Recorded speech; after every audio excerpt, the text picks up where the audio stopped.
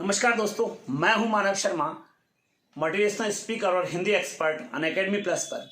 दोस्तों, मैं आपसे एक बात यहां पर कहने के लिए आया हूं और वो बात है कि अपने परिवार की आंखों में देखिए, अपने माता पिता की आंखों में देखिए। कोई पूजा पाठ की आवश्यकता नहीं है, किसी देवता की शरण में जाने की आवश्यकता नहीं है, किसी के अगरबत्ती मत लगाओ, किसी के धूप दीप मत करो। आपकी उम्र है कि अपने माता पिता को ईश्वर मानकर कर्म के द्वारा उस दीप का प्रज्वलन करो। वो अगरबत्ती आपकी मेहनत रूपी अगरबत्ती होगी। वो जो आप लगाते हैं वहाँ पर धूप बत्ती, वो आपके कलम, आपके हाथ से लिखी गई धूप बत्ती रूपी वो चमक होगी जिसकी सुगंध में सारी दुनिया अपने आप में आह्लादित हो जाएगी। मैं आपसे बात करना चाहता हूँ कि क्यों नहीं हम अपने माता पिता को ईश्वर माने। साहित्य का व्यक्ति हूँ और साहित्य कहता है कि इंसान क्या जिसमें कि स्वाभिमान नहीं है, वो गीत क्या जिसमें कि दर्दे गान नहीं है। पत्थर की मूर्तियों को पूजने वालों, माँ बाप से बढ़कर कोई भगवान नहीं है। ये बात मुझे इसलिए कहनी पड़ रही है कि मैं कुछ लोगों से मिलता हूँ। दैनिक जीवन में कभी समय होता है तो मुझे मुलाकात के लिए बुजुर्गों से बात करना अच्छा लगता है। मैंने एक सज्जन से पूछा कि इस दिवाली पर क्या करने का प्लान है। वो बोले कुछ नहीं, इस बार तो बेटा पढ़ रहा है, तैयारी कर रहा है, वो बस सारे दिन लगा रहता है, वो मोबाइल पे ऑनलाइन पढ़ाई करता है। एक बार उसकी नौकरी लग जाए उसके बाद अगले साल से ऐसा आराम करेंगे। मैंने उनसे पूछा, आप खेत में पानी दे रहे हैं, ठंड में पानी दे रहे हैं, तो क्या चक्कर है? आपके मन में कोई आलस्य या कोई आपके प्रति आराम का भाव नहीं होता क्या घर वालों का? वो बोले नहीं, अगले साल से आराम ही आराम है। बस एक बार बेटी पढ़ रही है, ये बेटी का थोड़ा सा कैरियर सही हो जाए, ये बेटा पढ़ रहा है, इसका कैरियर सही हो जाए, उसके बाद में जीवन ही आराम है। एक माँ पुराने कपड़े पहनती है त्योहार पर, ये सोच करके कि कोई बात नहीं, बेटे बेटी पढ़ रहे हैं, उनकी नौकरी लग जाए, उसके बाद अगले साल ले आएंगे कपड़े, तो हम इस बार ऐसे रह लेते हैं। एक छोटा भाई जब देखता है कि बगल का साथी मोटरसाइकिल से आया है, अच्छी साइकिल से आया है, तो वो सोचता है कोई बात नहीं, मैं पैदल ले जाऊंगा, मेरा भैया पढ़ रहा है, मेरी बहन पढ़ रही है, एक बार उनकी नौकरी लग जाए।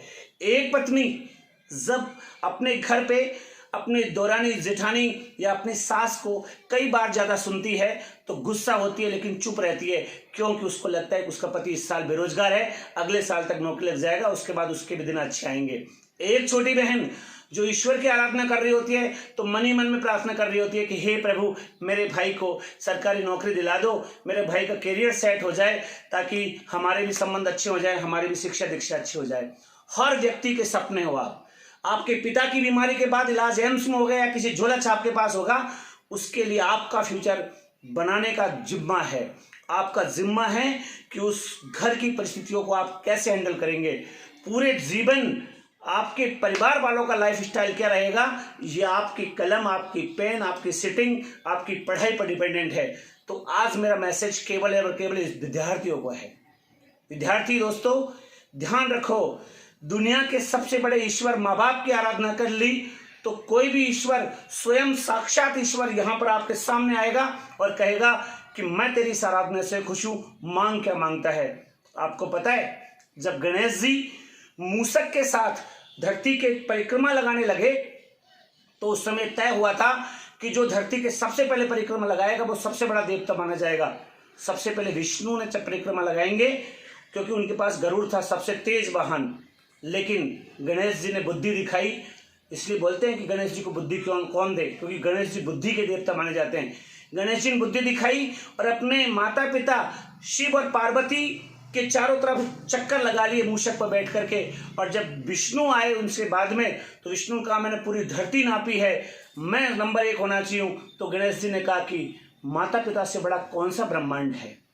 तो दोस्तों, काम करिए उन माता पिता के लिए, काम करिए उन लोगों के लिए जिन्होंने आपके जीवन के लिए बिस्तर गीले रखे हैं लेकिन आपको सूखे में सुलाया है, जिन्होंने कम खाया है लेकिन आपको अच्छा खिलाया है, जिन्होंने पुराने कपड़े पहने लेकिन आपको नए पहनाए, उन लोगों के लिए काम करिए। जाते जाते मैं यही कहूँगा कि बहुत रोते हैं मगर दामन हमारा नम नहीं होता, उन आँखों के बरसने का कोई मौसम नहीं होता। मैं अपने दुश्मनों के बीच भी महफूज रहता हूँ, मेरी माँ की दुआओं का खजाना कम नहीं होता। Thank you.